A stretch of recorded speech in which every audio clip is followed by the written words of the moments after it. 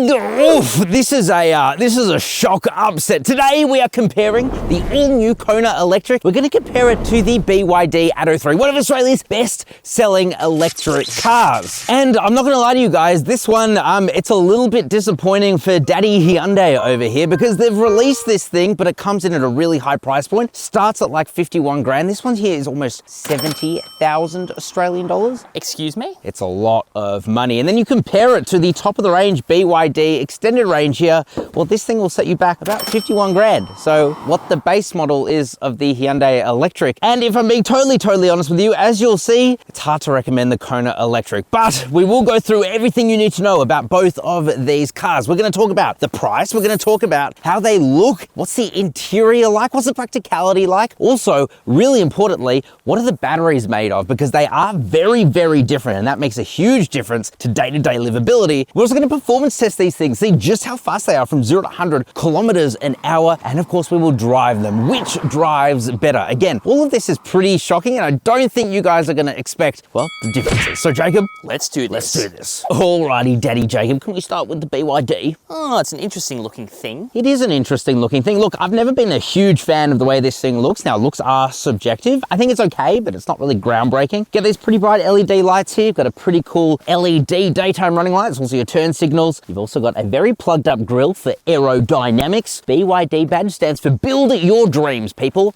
Build your dreams. Down the bottom, you got a little bit of aero and a radar there. That's for your safety equipment. But I'm not gonna lie to you guys, I just think I prefer the looks of the Hyundai Kona, especially from the front. It is just such a good looking EV. I mean, check this out. You've got a really cool light bar that runs across the front here. You've got some really bright LED lights here and LED turning signals. Down the bottom, you have your parametric pixels. We counted how many were there? 108. Or 108 individual pixels just there. More on the lights as well. And again, very plugged up and a camera there. By the way, both of these cars have 360 cameras. Definitely the BYD has a better 360 camera, but the Kona's one is okay. That's true. I mean, in terms of looks though, I think the Kona definitely wins for me. Yeah, I mean, at least from the front. Even from the front. Guys, let us know what you guys think down in the comment section. I think this one will win. But one thing I don't love about this, and this is really, I think it's just silly, man. The charge port on the Hyundai is right up front. You know why that's silly? Because what if you have a bloody head-on collision?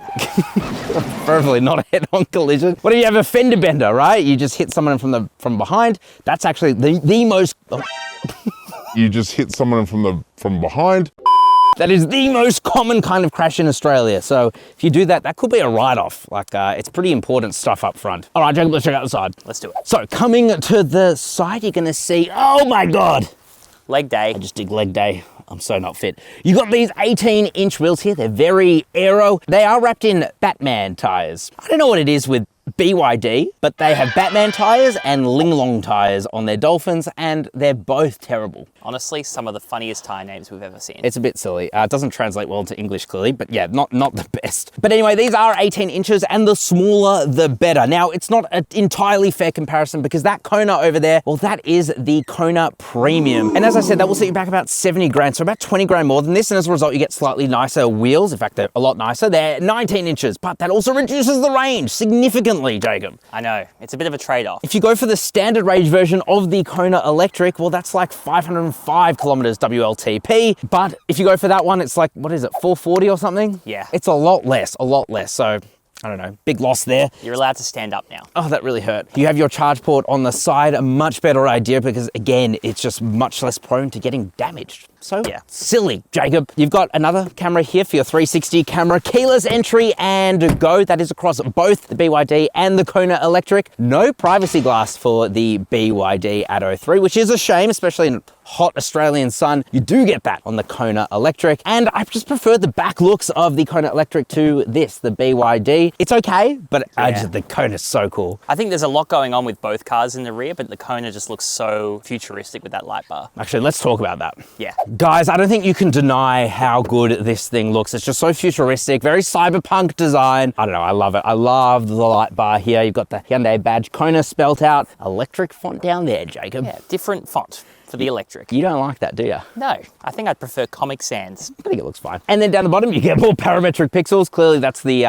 design language of Hyundai now. And then we come to the back of the BYD, which I think is actually its best angle. It looks 100% agree. I would say it's elegant from the back, man. You did say that in our original review. Oh, did I? It's elegant is how I would describe it. It does, it just looks elegant, looks posh, premium. The thing I love about this is just the light bar at the back. It is so nice. Got the Atto 3 badge there. Build your dreams. I'm so glad they got rid of that. They're getting rid of that. So that will just be BYD in future because again, it just doesn't really translate very well into English. Down the bottom, you have a big diffuser and otherwise they're just small SUVs. Let us know in the comment section which you prefer. Me personally, I'd go Kona. Yeah, should we talk about the battery? That's important, let's do that. Thank you to today's video sponsor, WiperTech. WiperTech sell high quality and durable wiper blades delivered straight to your door. Designed for all Aussie conditions, these blades fight rust, reduce wind lift, and glide smoothly thanks to their aerodynamic design and Teflon embedded rubber. They're easy to install, offer a perfect fit guarantee, and backed by a full 12-month warranty. Click the link below and use code CarSauce15 during checkout to get 15% off your order plus free express shipping. Thanks to WiperTech for sponsoring today's video. Alrighty guys, we need to talk about the price and the mechanicals of these, specifically the battery. So let's start with price. We have the premium here, which is about 68,000 Australian dollars before on-road costs. And you do get quite a bit, but I'll be honest with you, I don't think it's really worth it. So it does start, as I said, at $54,000. That is for the shorter range, smaller battery, 48 kilowatt hours. It's also got less power, 99 kilowatts, and a WLTP range of 370 kilometers, which is not good. No, it's not the best. It's not good anymore. You can though get the base model with the bigger battery pack, which is a 64 kilowatt hour battery pack. And that comes with a more powerful 150 kilowatt motor to match the BYD. And it also ups the WLTP to 505 kilometers, which is actually pretty good. And that will set you back $58,000. So across the range, it's kind of expensive. It has gone down though, about $4,000, because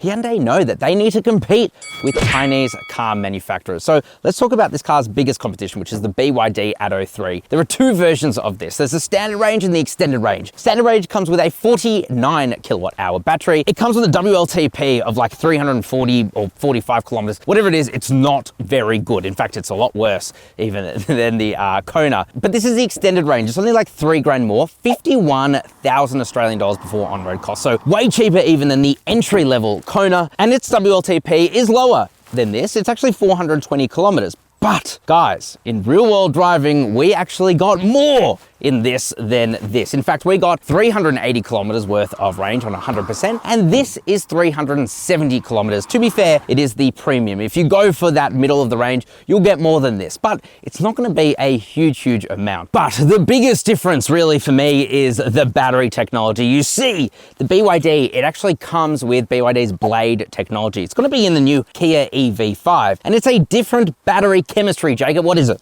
It's bloody lithium iron phosphate. Oh, very different from lithium ion. With lithium iron phosphate, you can actually charge this to 100% and it will not have any issues. It's also just a cooler battery pack in general and has higher energy density. When you compare it to a lithium ion battery, you don't want to charge these past 80% very often, because if you do, you will accelerate the degradation of the battery. Not good So for a car. It's kind of winning so far, isn't it? I will say though, guys, charging is for sure the most annoying part. Right now we're charging the BYD Atto 3. That still only charges at 88 kilowatts, which is pretty slow. The Hyundai is not much better at 100 kilowatts. And because it has a bigger battery in the Hyundai, they both take about 40 to 45 minutes just to get to 80%. Ugh, it's not great. So it is a minor win for Hyundai, but you know, pretty minor. But maybe the interior will change our mind. Jacob, let's check it out. Let's do it. Now, as I said, this isn't entirely a fair comparison, because here in the Kona Premium, well, you get $10,000 of additions, and that's all in the interior, really. But in a way, Jacob, it doesn't do very much. Does it feel like it's $10,000 more expensive? No, not at all. Let's go through it. So you get these dual displays that's across the range, and they are really, really good. So they're running Hyundai's latest software. They're just really snappy, really responsive, work very well. Wired Apple CarPlay and Android Auto. To be fair, there is an over-the-air update coming that will give you wireless Apple CarPlay and Android Auto, but I'll believe it when I see it because it's been years that they've been telling us that. Literally decades. Not quite. Up in front of you, you get this digital instrument cluster, and it's pretty good, actually. It's a bit basic, but it shows plenty of information, bright, color accurate. I like it a lot. I also love this. This is better than the BYD. You just get all these physical controls here. It's so much easier to use than having to go into the touchscreen, and they all work very, very well. You do get heated and cooled seats here in the premium, but as I said, it's hard to compare these based on price. So if you compare this to the bigger battery in the base model, which is more comparable, you get cloth seats. No heating, no cooling. Yeah. They're also manually adjusting, unlike here, which are automatic. It's also got that little gimmick where you can lie back. Relaxation mode. I don't really find much to it. Also, believe it or not, Jacob, this is a nicer cabin with better materials, even though scratchy in a lot of places, which isn't befitting of a $70,000 car. But also here, you get soft touch materials in the lower grades. You don't get that. It's hard, scratchy materials everywhere. And they're not great because this one already has a scratch in it. It's a press car with 2,000 kilometers on it. Also, a panel down here there's like a massive panel gap, so it's not fitting together very well. The other thing is there is a terrible rattle. Dude, that has been doing our head in all day. Oh, shut up! Shut up! But I will say, in general, the NVH, the noise, vibration, and harshness, is really good in this car. It is. Probably better than the BYD. In fact, it's quieter. And the other thing it does better is that you have all this storage here. It's really open and airy. I love that. You got hidden cup holders, plenty of space, big door bins. You got a big glove box here as well, some storage up there. So in terms of storage, it definitely wins out. You also get a sunroof here on the top spec, but not the other one. So yeah, I don't know, man. Overall, at $70,000, it does not feel like a $70,000 car to me. No, I mean, I reckon they could have done this one about $5,000 cheaper. At least. All right, let's check out the back seats. Okay, so there's a few things in the back seats that the Kona does really well. So first of all, you do have quite a lot of space. So heaps of leg room. Toe room is really good too. Headroom is also very good. You've got a flat floor there, a little bit of a hump because this does share the same platform as the Kona Hybrid and the Kona Petrol. So it's not quite full EV platform. You've also got a household socket here, a couple of USB-C ports, and the seats back here are very comfortable. Again, they would be cloth in the lower grades, but they're still really nice here, actually. And you have this fold-down armrest with a couple of cup holders. The outboard seats are also heated, at least here in the premium. A pretty unnecessary feature, but nice thing to have. And also the tinted privacy glass. I love that back here. Although, it's quite dark. It is, actually.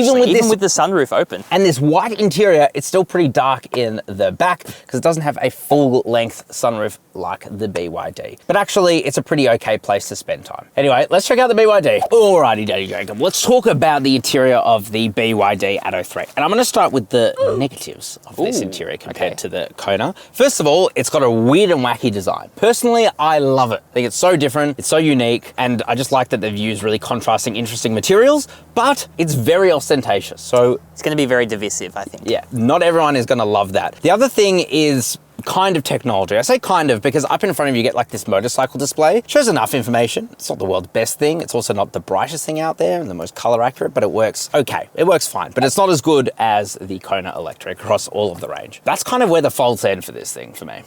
Yeah, I mean, it does have a little bit less storage. Does have a little bit less storage, so you do get some storage under here. But yes, overall it's slightly less, like slightly less. You look at this infotainment display, frankly, I like it more. I just think it does more. It's super snappy. It's got wired Apple CarPlay and Android Auto again. It's also got a little party trick where you press a button and it rotates. Unnecessary, totally unnecessary. I've literally never used that. No, and neither have I, but it's a cool party trick anyway. But I've just found it to be even more responsive, even more intuitive to use, more like a tablet than the Kona Electric. I mean, I think just the responsiveness of the maps blew us away. Yeah, blew our minds, honestly. The annoying thing though, here's another annoying thing, is that the air conditioner controls, you have to control them all through the display, which is annoying. I mean, you've got like auto on off here, but that's not enough. You do get heated seats though. Now, remember guys, this car is 51,000 Australian dollars before on-road costs. The cheapest Kona Electric is 54,000 Australian dollars before on-road costs. Less range and a cloth interior. Now, this interior, to be fair, this is all fake leather, but it feels really nice. These are supportive seats as well. They're also automatically adjusting, not manually adjusting. The other thing, You get soft touch materials everywhere, and it just feels nicer, man. Yeah, it feels interesting as you look around as well. Like every material just feels different. It's cool. I was also looking for panel gaps because I saw it in the Kona Electric, so I thought I better be fair. I better look for it in the BYD Atto 3. I haven't found one. Me neither. And there's no rattles and no squeaks. And this car has done 4 times as many kilometers as that Kona Electric. Other things, you get this full panoramic sunroof, really brightens up the interior in here. You get these weird and wacky air conditioning controls, but hey, they work totally fine. Got a couple of cup holders that are deeper. You can put a little thing in there to make it shallower. I love the feel of this like corrugated center armrest. In here, you also get a lot of storage, which is very, very good. Even down to where your knees will whack against the center console. That's like a nice leatherette. The door handles, again, weird on the tweeter. Yeah. I think it looks cool. It is, it's cool, it works well, but it's different. Guitar strings in the doors. It's so weird. It's one of the weirder features, but hey, again, weird, wacky, I kind of like it. You've also got a normal shifter here versus the shift-by-wire thing you get in the Hyundai Kona. To be fair, you'll get used to that. Yeah, you know? you get totally used to that. But personally, I just prefer a normal shifter, but hey, to each their own, Jacob. You do get a wireless charger up front here as well, and you do get that in the Kona Electric, and both are very fast, so no complaints there. All right, Jacob, let's check out the back seats. Let's do it. Does that look like you have more space? Look, this is the benefit of the BYD Atto 3 being built on an EV-only platform. It's that you just get more space. There's less compromises under the skin. So 5'11", I've got even more legroom, quite a lot more toe room as well. Headroom is really good too. And of course, I get the panoramic sunroof, again for less money. You do also get soft touch materials in the back. You don't get that in the Kona. Got a couple of air vents, a USB-A port, USB-C port, little storage area, tri-map pockets, 2 little ones for your phone. The seats are pretty good. They're not the greatest thing in the world, but they're pretty nice. Pull down this, you have a soft armrest with a couple more cup holders. But overall, I mean, the interior, I can't believe I'm saying this, but the interior space, man, it's nicer. I think the back seats for sure. You could argue that the Kona's nicer up front. You could definitely argue that. You could argue it. Let us know what you guys think down in the comment section. Jacob and I might have differing views, but I don't know. You can get that interior on like the $40,000 hybrid, right? Like Yeah, it's true. So anyway, let's talk about practicality. Let's do it. Alrighty, let's talk about practicality because I'm not gonna lie, it's a pretty average story. Yeah, but surely the Kona wins at something. Look, I will say you don't get a power tailgate on anything other than the premium, so that's a bit of a miss. But you do get quite a lot of boot space, 407 litres. It's a lot better than it was before. It's really spacious. You can really fit quite a lot in there. And better yet, this beats out BYD. You get a space saver spare wheel. You do not see that on a lot of competition. So very, very good. You can also drop the second row. So again, that's pretty good and you get a lot of space. Now, technically speaking, you do actually get more space in the BYD Atto 3. It's just a bit better in terms of its overall size and you get some underfloor storage, but of course you don't get a space saver spare wheel. So that's what's taking up the space in there. Though you can drop that, you'll get quite a lot more room than the Kona Electric, and you can also drop the back seat. So, I mean, technically speaking, the BYD Atto 3 is just better in terms of its overall size, but a lot of you will like the spare wheel. But this is pretty important for practicality. You see here where you have a beautiful shot here of the motor. Well, there's no storage space in there, which is a shame. There's so much room in there that you could put something there. However, the Kona Electric does get this nifty storage area here. It's actually quite a lot of storage as well. So impressive. That's a win. But Jacob, I think that's enough dilly-dallying. Let's launch this thing. Let's do it. All right, Daddy Jacob, it's time to launch this. We got it in sport mode. Let's put on its acceleration timer. Oh, it's got one of those. It goes to 120 though. Here we go, Daddy Jacob, fist me. Oh, that kind of hurt. Ooh. Oh no. Batman tires. Oh, Come on, baby. pretty quick. It's still picking up. hey. Whoa. Pretty fast. 0 to 100 in 7.55 seconds. Okay, let's do the Kona. What did it say here? 6.9. Yeah, that's wrong. Alrighty, friend, it's time to launch the Kona Electric. It is. Let's see if we can beat the BYD Atto 3. I don't think we will. Fist me. Oh, Better off the line. bit of a shove. Bit more grip. I'll give it that. Building power. Hey, it's doing well. It's losing a bit of puff now. Daddy Kona Electric is a little slower. 0 to 100 in 8.24 seconds. I will say though, that's not a big difference. Big enough. Alrighty, Daddy Jacob, driving the BYD Atto 3. Let's start with, what is the range? That's a good place to start, I think. Thank you. I'm about to say a lot of numbers, friend. Are you ready? Do it. This thing has a usable battery of 60.4 kilowatt hours, which means if you're averaging 15.8 kilowatt hours per 100 kilometers of usage, your real world range should be about 382 kilometers. Hey, that's not really near the WLTP claim. Not really. In fact, on their website, they have like 480 kilometers. Let me expand. Oh.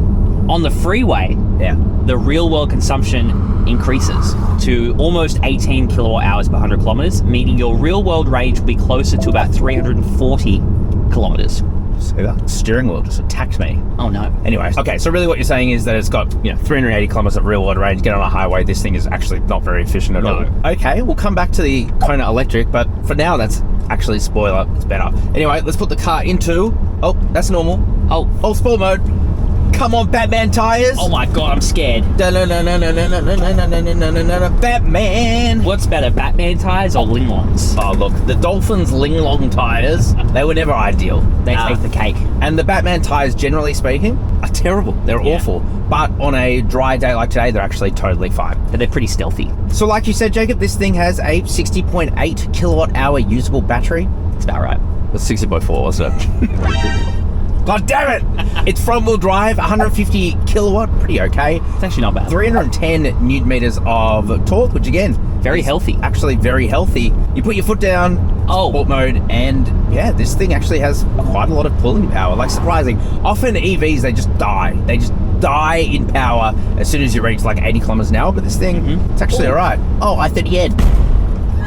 That's for the petrol. I actually really love the i30N. Yeah, it's such a good car. Okay, anyway, back to the BYD Atto 3. It handles, generally speaking, quite well. I will say I'm noticing quite a lot of wind noise. That's coming through. But are you noticing very little noise from the tires? Yeah, very little noise.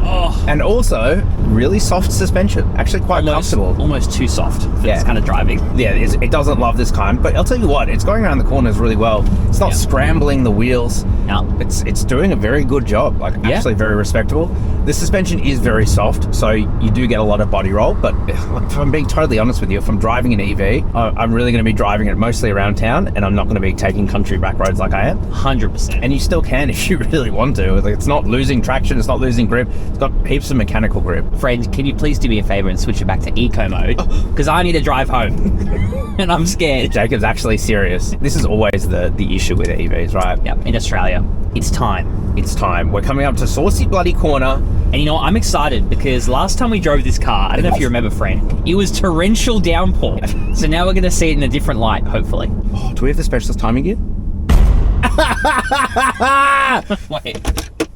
I brought this. Okay, well, I don't have the timing gear. You can bring a little. All right, we're in sport mode. Let's just go to Saucy Corner. You know what? This thing has a timing, a launch timer. Kind of gentle. It wasn't spinning up the tires, gentle. but it's probably for the best, really. Yeah. If it goes straight off, my God. it's just going to die. I'm scared. Okay, here's hairpin number 1, daddies. Your bag's about to go flying. Oh! Whoa, bit of understeer. Bit of understeer, but it did okay. Kept it tidy. Oh my God, it rotated. All right. I'm not going to lie, it's not the most dynamic car in the world. That was a little bit saucy, bro. But it did okay. Also, is it lying? When I put my foot down in terms of kilowatt, it goes way past 150. I don't think it's lying, bro. I think it is a very fast car, I'm not gonna lie. Can you please put it back to eco mode? It's on eco mode. No, it's not. It's on sport mode. I think it's time to drive the Kona. Yeah, but just let's keep in mind, this is what the base model Kona Electric with its smaller engine comes with. In fact, let's just talk about that. Let's do it. Alrighty, Daddy Jacob, driving the Kona Electric. So let's start with range. We've been achieving 370 kilometers of real world 100% range. Just straight to the punch there. Shut up. Okay, let's start with the most annoying thing about the Kona Electric, which is its stupid safety technology. I feel like we don't talk about this in every new Hyundai that comes out. It's killing me. So speed limit assist. okay, let's turn speed limit off. Speed limit is off. Forward attention warning. Okay, Off. great. You have to do that every single time you get in the car. And by the way, this thing scored a 4-star ANCAP safety rating, so I don't get that. It's a bit weird. we have our thoughts about ANCAP, but anyway. All right, let's put the car into Sporty sport mode. sport mode. So you can get this thing with 2 engine tunes, essentially. One is a 99 kilowatt, 250 newton meters. The other is A 150 kilowatt, 250 newton meters. yeah, so you get quite significantly more power output, but that's where the issue kind of comes in. So we'll put our foot down. Oh, It's nice. It's responsive. it is nice. Feels really nice. But Heavy. It feels really heavy. expensive as well. So expensive. So if you want the comparable price point to the BYD Atto 3, you're going to be getting the 99 kilowatt motor, which is quite a lot slower, but you also get significantly less range Yeah, and less kit. and less kit. So it just, I don't know. You got to remember as well, this is the most expensive, the Kona Electric Premium, which means that we get the 19-inch wheels. If you go for the 17-inch wheels, the WLTP goes up by about 60 kilometers. So Makes in this a big one, difference. so many numbers, but in this one, it's like 440 or something. Yeah, but what we found real world is about 370 kilometers. Yeah. So again, take the WLTP with a grain of salt. A big grain of salt. So you'll get better with the 17-inch wheels, but expect like 390, maybe 400. You're not going to get much better than that, I don't think. We haven't driven it, to be fair. How does this drive, though, compared to the BYD? Well, I can tell you immediately that it feels more premium. I'm not going to lie. It just has a, I don't know, a Smoother, it's more refined. more assured driving experience. It's also quieter in here, but it is a double-edged sword because this car has 2 rattles that I've experienced. One is up there somewhere, and the other is in the door somewhere. But I will say it handles really well. The one thing I have noticed is that it's also really softly sprung. I'm not going to say that it feels like significantly better around a corner, because it just doesn't. I will say that the softness in this car is actually very comparable to the BYD, but it has a different state of tune. You can tell that it's a little bit more, I don't know, like better for Australian conditions versus the BYD, which feels a little bit more unsettled on these roads. The other thing is you put your foot down, I think the BYD just feels faster underfoot. It is, because it's got those extra newton meters of torque. you Yes, know? 70. It's actually Yeah. relatively significant. All right, bro. This is the ultimate question, though. Is it at least like 12 grand more expensive? We'll figure Around that out Saucy Corner. by going around Saucy Corner. So we will brake boost it, similar to what we do. Tickle my little pickle. Oh, it's tickled. Eee! Very gentle, just like the BYD. Yeah, but this in is- fact, even more gentle. This is slower. Oh, God. It feels significantly slower. Okay, Come on, come on, come on. come on, Daddy. Come on, Daddy Hyundai Kona. I'm rooting for you. I would say a little bit better. a little bit better, but like, 12 grand better? no. Oh, Same around the second hairpin. that was pretty good though. Like that was a serious amount of speed. I just looked at your speedo, not your speedos. Don't be a weirdo. I won't be a weirdo. I think this is how I would summarize Kona EV compared to the BYD Atto 3. It feels more premium, but do you hear that? You hear that rattle going on? It's killing me. I thought that was the GoPro. No. Oh my God, that is annoying. The way I would describe it is it feels more premium, generally speaking, but it's like a $3,000 more premium. It's Right. not a $12,000 or in this case, $20,000 more premium experience. It's just not. Not a chance. And also, I can't believe you pointed out that rattle because now I can't unhear it. It's so annoying. I'm so annoyed now. Look, to be fair, that would be covered under warranty, but it's really annoying. Shut up! Shut up! Oh! What's more annoying, the driver assistance features on this car or the rattling? Possibly the rattling, because I Probably. can't turn that off. True. Look, I want to say it's pretty scathing. Overall, I think this drives better, but I don't think it drives so much better that it's worth that much more money. It's just not. Yeah. And especially when you go comparative for comparative, the $50,000 one, like, I just wouldn't do Spec it. for spec, it's not worth it. But I want to make sure that people understand that we love the Kona. The Kona's a great car. We gave it actually a really nice review, the petrol version that is. However, EV for EV, I just think the BYD is better. No, get the Kona Hybrid. That's a good car. Yeah. Alrighty, Jacob, let's get into our final thoughts. Let's do it. Alrighty, Daddy Jacob. Final thoughts on the Kona Electric versus the BYD Atto 3. I think I already know what you're going to say. I'm not gonna lie, guys, I can't recommend the Kona Electric. I just can't, because for the money you spend, the money you save, you are getting so much more value for your money with the BYD. It's not funny. Frankly, it's faster, it drives almost as well, it's better appointed, at least spec for spec. And the Kona Electric, it's just disappointed me in a lot of ways, just because of its price point. It's really high. I will say though, the Kona Electric, it would be a no-go for me, but the Kona Hybrid is really good. I've linked that review down the bottom. Even the normal petrol, base petrol, really, really good. But for 70 grand at this price point, or even 58 grand for the stripped back model of that, you don't get a sunroof, you don't get LED lighting up front for a lot of it. There's just so many things you miss out on that you just get a standard for a lot cheaper. I don't know why you would.